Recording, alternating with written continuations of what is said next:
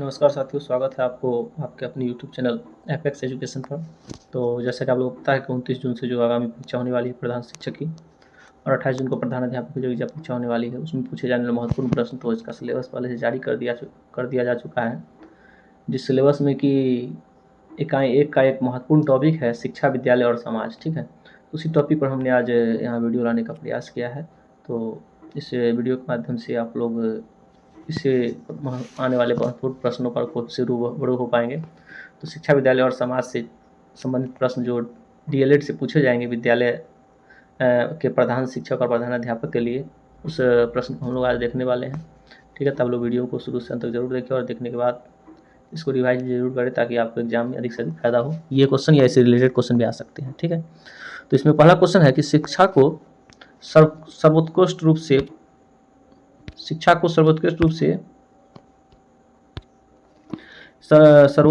परिभाषित किया जा सकता है। ठीक है, इसमें ऑप्शन दिया गया बौद्धिक अभिवृत्ति के आधार पर, अन्य व्यक्तियों के अनुमानों की जांच के आधार पर, एक ऐसी प्रक्रिया के द्वारा जो दूसरे व्यक्तियों में परिवर्तन लाती है, उपयुक्त में से एक से अधिक, उपयुक्त में से इनमें से कोई नहीं।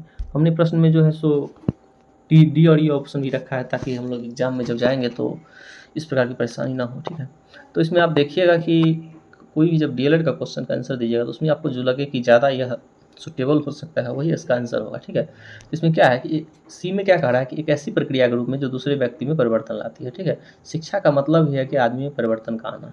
यदि आदमी में व्यक्ति में परिवर्तन नहीं आता है, समझिए कि बस शिक्षा जो है उसका सही से नहीं हो पा रहा है। तो इसलिए इसका आंसर क्या हो जाएगा, सी हो जाएगा। ठीक है, अब अगला क्वेश्चन है 2 नंबर क्वेश्चन कि शिक्षा को परिभाषित किया जाता है, मतलब शिक्षा को किस रूप में हम परिभाषित करते हैं। ठीक है, क्या हम शिक्षा को क्या हम जीवन की तैयारी के रूप में परिभाषित करते हैं, क्या अनुभव के द्वारा होने वाले ज्ञान की वृद्धि के रूप में, ज्ञान अर्जन के रूप में, उपयुक्त में एक से अधिक, इनमें से कोई नहीं।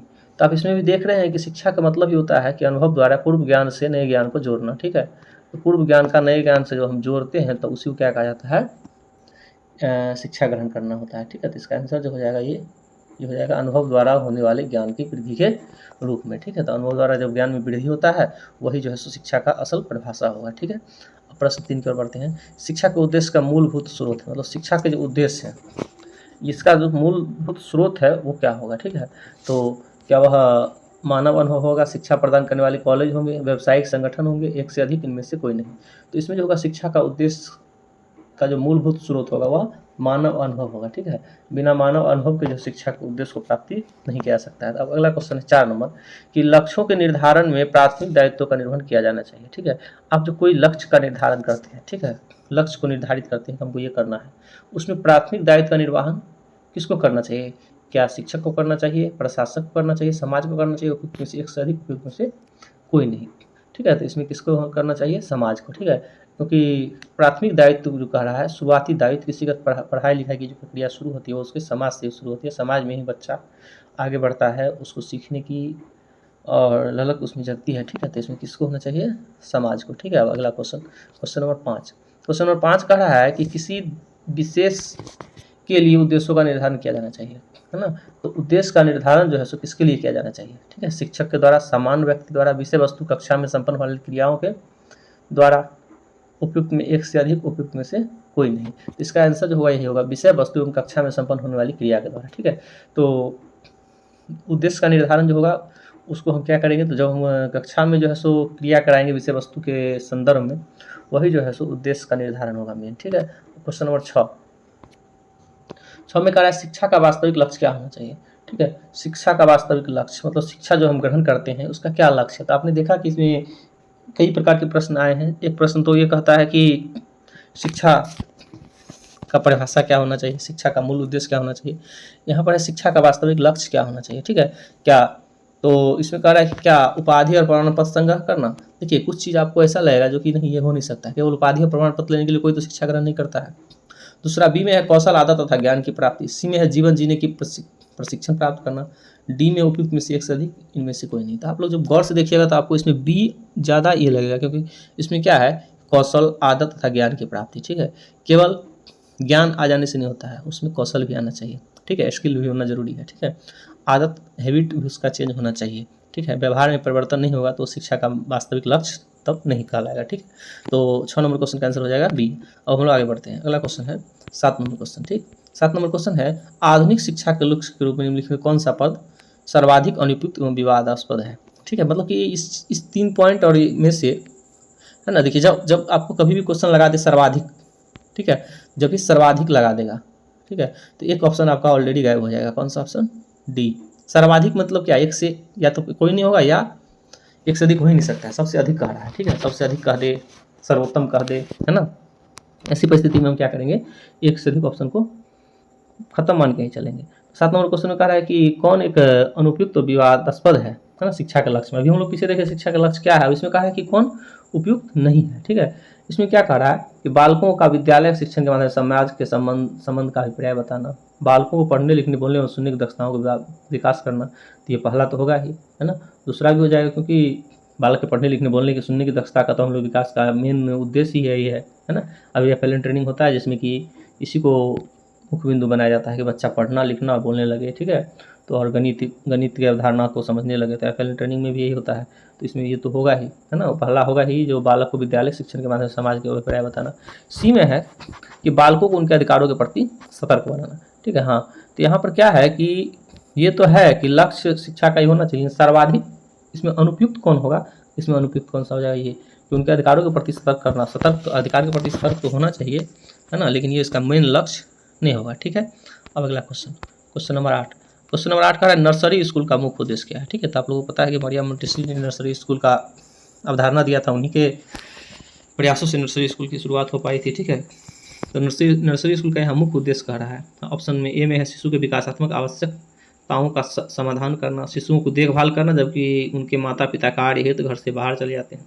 सी में है प्रत्याशित प्रारंभिक शिक्षकों को प्रशिक्षण प्रदान करना, उपयुक्त में एक से अधिक, उपयुक्त में से कोई नहीं। ठीक है, तो इसमें जो इसका जो आंसर हो जाएगा, तो इसमें कह रहा है कि तो इसमें हम क्या कर रहा है कि ये जो होता है माता पिता देखभाल करना, जबकि माता पिता जाते हैं, ये स्कूल का मुख्य उद्देश्य नहीं है। ठीक है, और शिक्षक को प्रशिक्षण प्रदान करने से नर्सरी स्कूल का क्या इसमें जुड़ाव है, इसका ये होगा कि विकासात्मक आवश्यकताओं का समाधान करना। ठीक है, जैसे कि बच्चे जो हैं, शिशु जो हैं, सो जब यानी कि कक्षा 1 से पहले जो नर्सरी स्कूल में पढ़ते हैं तो उनमें विकासात्मक आवश्यकता जो है, कौन कौन सी चीज़ों की आवश्यकता है, उसका समाधान करना है। ठीक है, तो ये 8वां का आंसर हो जाएगा ए। क्वेश्चन नंबर 9 है, वह विद्यालय जो बालकों को उत्तम आत्म एवं सामाजिक प्रशिक्षण बल देता है उसे क्या कहते हैं। मतलब कि ऐसा विद्यालय जो बच्चों को आदत और सामाजिक प्रशिक्षण में बल देता है उसको हम लोग क्या कहेंगे। ठीक है, तो इसमें महाविद्यालय, हायर सेकेंडरी, प्राथमिक विद्यालय, उपयुक्त में से एक अधिक, उपयुक्त में से कोई नहीं। तो इसका आंसर जो है नर्सरी विद्यालय होना चाहिए था, इसलिए इसका हो जाएगा उपयुक्त में से कोई नहीं, क्योंकि बच्चा जब शुरू में जब स्कूल विद्यालय जाता है तो वहाँ पर उसको आदत और सामाजिक प्रशिक्षण में बल देता है। आप लोग याद होगा कि बच्चों को पढ़ाया जाता है, छोटे बच्चे को आँख, नाक में उंगली, कान में तिनका मत कर अच्छी आदतों को उसे सिखाया जाता है नर्सरी स्कूलिंग में। ठीक है, अब 10 नंबर क्वेश्चन, निम्नलिखित कौन सा कार्य प्रौढ़ शिक्षा का नहीं है। ठीक है, प्रौढ़ शिक्षा एक ऐसी व्यवस्था है जिसमें 18 से 35 वर्ष के आयु को प्रौढ़ उम्र के लोगों को जो है सो उसमें साक्षर बनाया जाता है। ठीक है, तो इसमें कौन सा कह रहा है प्रौढ़ शिक्षा का नहीं है। ठीक है, नहीं है कह रहा है, तो नहीं को भी हम लोगों को ज़्यादा ध्यान रखना है। ठीक, नहीं में क्या उपचारात्मक शिक्षा प्रबंध करना बिल्कुल है, मनोरंजनात्मक शिक्षा प्रबंध करना ये भी है। ठीक है, निरक्षरता का उन्मूलन, ठीक है, निरक्षरता का उन्मूलन भी प्रौढ़ शिक्षा का कार्य है। ठीक है, प्रौढ़ शिक्षा में निरक्षर लोगों को भी साक्षर बनाया जाता है। ठीक है, तो ए बी सी ये तीनों इसका आंसर यानी हो जाएगा, तो इसलिए इसका आंसर जो है नहीं है कह रहा है, तो इसका आंसर हो जाएगा ई, क्योंकि तीनों जो है इसका है नहीं वाला इसमें नहीं है। ठीक है, तो ये 10 का हो जाएगा ई। और क्वेश्चन नंबर 11 की तरफ बढ़ते हैं। ठीक है, 11 नंबर क्वेश्चन कहता है कि विद्यालय में प्रजातांत्रिक मूल्यों के संरक्षण में परख के लिए कौन सी कसौटी सर्वथा उपयुक्त है। ठीक है, विद्यालय में जो प्रजातांत्रिक मूल्य जो है वह जारी रहे। प्रजातांत्रिक मूल्य का मतलब जानते हैं, जैसे लोकतंत्र में सबको अधिकार है बोलने का, लिखने का, पढ़ने का, है ना, वैसे ही वही अधिकार जो है सो विद्यालय में भी हो। इसमें कौन जो है कह रहा है उपयुक्त में कौन सी कसौटी सर्वथा उपयुक्त है। ठीक है, इसका आंसर देखिए, तो इसमें ऑप्शन में है कि क्या विद्यालय के विद्यार्थियों एवं अध्यापकों के मध्य मित्रवत व्यक्तिगत संबंध स्थापित हो चुके हैं, क्या विद्यालय में समान शिक्षा की प्रगति के लिए छात्रों के विविध एवं समृद्धिक अनुभव प्रदान किए गए हैं, क्या विद्यालय परिस्थितियां अपने छात्रों को ज्ञान एवं आवश्यकताओं की प्रोन्नत करने में सफल हुई है। ठीक है, तब इसमें कह रहा है कि इस तीनों में से कौन सा होगा जो विद्यालय के मूल्य के संरक्षण और परख के लिए कसौटी पर सर्वथा उपयुक्त आता है। ठीक है, तो इसका आंसर हो जाएगा डी, एक से अधिक, क्योंकि तीनों चीज़ जो है सो इसमें उपयुक्त होगा। विद्यालय में विद्यार्थी अध्यापक मित्रों व्यक्तिगत संबंध स्थापित होना भी जो है सो कसौटी है एक तरीके से मूल्य का संरक्षण के लिए।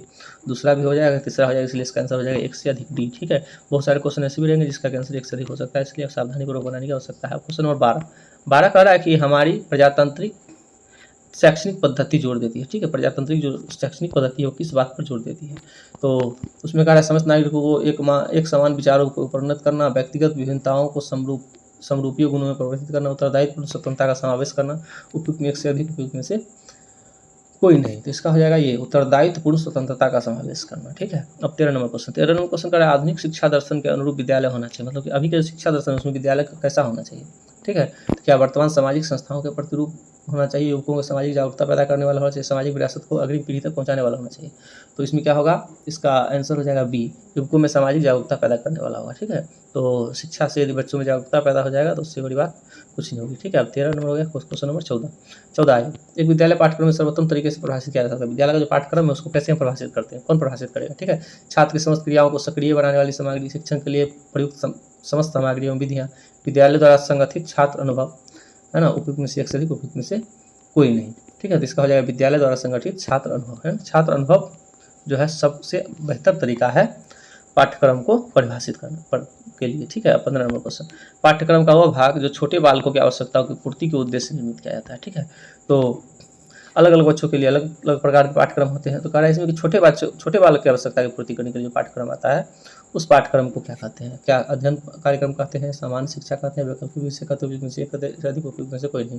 इसका आंसर हो जाएगा सामान्य शिक्षा, आंसर बी। ठीक है, याद रखिएगा आप लोग। 16 नंबर क्वेश्चन, प्रायः सामान्य शिक्षा में के पाठ्यक्रम के संदर्भ में निम्नलिखित तर्क प्रस्तुत किया जाता है। ठीक है, तो इसमें है कि छात्र के लिए जो भी आवश्यक ज्ञान है उसे उचित रूप में प्रदान किया जाए, छात्रों को उसके द्वारा चयनित कार्य क्षेत्र के लिए तैयार किया जाए, छात्रों को नागरिकता एवं सामाजिक कुशलताओं का प्रशिक्षण प्रदान किया जाए, उपयुक्त में एक से अधिक, उपयुक्त में से कोई नहीं। तो हमने जो कहा था विद्यालय शिक्षा, विद्यालय और समाज, देखिए समाज से रिलेटेड क्वेश्चन है। ठीक है, तो इसका आंसर ये 16 नंबर क्वेश्चन जो है इसका आंसर हो जाएगा सी में क्या है, छात्रों को नागरिकता एवं सामाजिक कुशलता का प्रशिक्षण प्रदान किया जाना चाहिए। ठीक है, बच्चा में जब सामाजिक कुशलता आएगा तभी उसका सामाजिकरण बढ़िया से हो पाएगा। सामाजिकरण भी एक प्राथमिक शिक्षा का एक प्रमुख केंद्र बिंदु होता है। ठीक है, अब 17 नंबर क्वेश्चन, 17 नंबर कह रहा है कि वर्तमान समय में सोशल स्टडीज शब्द का क्या तात्पर्य है। ठीक है, तो हम लोग जो कक्षा 5 तक पढ़ते हैं उसमें सोशल स्टडीज का अध्ययन करते हैं, कक्षा 3, 4, 5 में। उसके बारे में कह रहा है इसका क्या तात्पर्य है। सोशल साइंस का पर्यायवाची है, ऐसा विषय जिसका संबंध मानव से उसके पारस्परिक संबंध से है। सी में है सोशल लिविंग का समानार्थी शब्द है, उपयुक्त में एक से अधिक, उपयुक्त में से कोई नहीं। तो आप लोग देख रहे हैं कि दो पर्यायवाची है, पर्यायवाची का रिलेटेड होगा तो ये भी हो सकता है, ये भी हो सकता है, लेकिन इसमें हो जाएगा यह जिसका संबंध मानव उसके पारस्परिक संबंध से है। हम लोग बचपन छोटे कक्षा 3 की किताब में देखते हैं उसमें कि संबंधियों के बारे में बताया जाता है, दादा नानी नाना, है ना, 4-5 में ऐसे ही हमारे आसपास के जो पेड़ पौधे हैं उसके बारे में बताया जाता है। तो इसलिए इसका आंसर हो जाएगा बी, जो मानव उसके पारस्परिक संबंध से होता है, सोशल स्टडीज का संबंध। ठीक है, अब क्वेश्चन नंबर 18 आधुनिक प्राथमिक कक्षा में अंकगणित पढ़ाने का क्या उद्देश्य, मतलब कि प्राथमिक कक्षा में जो अंकगणित पढ़ाते हैं क्यों पढ़ाते हैं। देखिए आप लोग इसमें खुद से भी दिमाग लगाइएगा तो इसका आंसर आप लोग दे सकते हैं। ठीक है, कह रहा है छात्रों द्वारा व्यवहारिक समस्याओं का समाधान, छात्रों को विभिन्न सूत्रों सिद्धांतों का ज्ञान प्रदान करना, छात्रों को वर्गमूल लघुत्तम महत्व ज्ञान प्रदान करना। देखिए तो अब कोई भी चीज़ में ये लघुत्तम महत्व का ज्ञान प्रदान करना कभी भी इसका लक्ष्य नहीं होगा, है ना। कभी भी कोई भी चीज़ हम पढ़ते हैं उसका कुछ ना कुछ लर्निंग आउटकम होता है, उस आउटकम के द्वारा ही जो है सो पढ़ाई को सही माना जाता है। ठीक है, सूत्र सिद्धांत का ज्ञान भी इसका नहीं हो सकता, इसलिए इसका हो जाएगा कि छात्रों द्वारा व्यवहारिक समस्याओं का समाधान, जो व्यवहारिक समस्या आती है वह जो अंकगणित को पढ़े रहेगा तो उसको समाधान कर पाएगा। ठीक है, इसका आंसर 18 का हो जाएगा ए।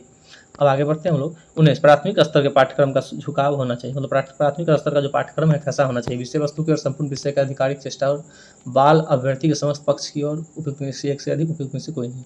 अब आप लोग समझ ले रहे होंगे कि आंसर इसमें कैसे हो सकता है। तो जब जिससे बाल केंद्रित शिक्षा है ना, कि शिक्षा को जो NEP 2020 है वो भी कहता है कि बाल केंद्रित शिक्षा होना चाहिए, तो बाल अभ्यर्थी के समस्त पक्ष की ओर जो पाठ्यक्रम का झुकाव होगा वही पाठ्यक्रम बेटर होगा। ठीक है, क्वेश्चन नंबर 20, एक प्राथमिक स्कूल के प्रथम कक्षा में केंद्रीय शिक्षण कार्य होना चाहिए। प्रथम कक्षा में क्या होना चाहिए, पढ़ना होना चाहिए कि लिखना होना चाहिए, सब संरचना होना चाहिए। आप ही लोग गौर कीजिए, जब बच्चा प्रथम कक्षा में जाते हैं उसको हम क्या करवाते हैं, केवल पढ़ाते हैं, मौखिक रूप से पढ़ाते हैं, लिखने का काम कम देते हैं, सब संरचना तो वो कर ही नहीं पाता है। एक कक्षा जब समाप्त होने वाला होता है तभी करता है, इसलिए इसका आंसर हो जाएगा ए। अब 21 नंबर क्वेश्चन, 21 है प्रगतिशील शिक्षाविदों के विचार से पाठ्यक्रम संबंधी अनुभवों की श्रृंखला को निर्धारित किया जाना चाहिए। ठीक है, प्रगतिशील शिक्षाविद जो विचार देते हैं उनके संबंधी अनुभव श्रृंखला को निर्धारित करना चाहिए। किसके द्वारा, किस आधार पर निर्धारित करेंगे हम लोग। ठीक है, तो इसमें है कि छात्र की रुचि के सतत अनुक्रम में आधारभूत पाठ्य पुस्तक के संगठन के अनुरूप विषय वस्तु की तार्किकता के आधार पर, मतलब कि छात्र की रुचि के अनुसार आप उसका पाठ्यक्रम निर्धारित करेंगे कि पाठ्य पुस्तक के संगठन जो कहेगा वो करेंगे, या विषय वस्तु की तार्किकता के आधार पर करेंगे। उपयुक्त में से एक से अधिक, उपयुक्त में से कोई नहीं। तो आप लोग समझ रहे होंगे इसमें छात्र की रुचियों के सतत अनुक्रम में, मतलब छात्र की क्या रुचि है उसी अनुसार जो उसका पाठ्यक्रम तैयार होना चाहिए। ठीक है, तो इसका आंसर हो जाएगा ए।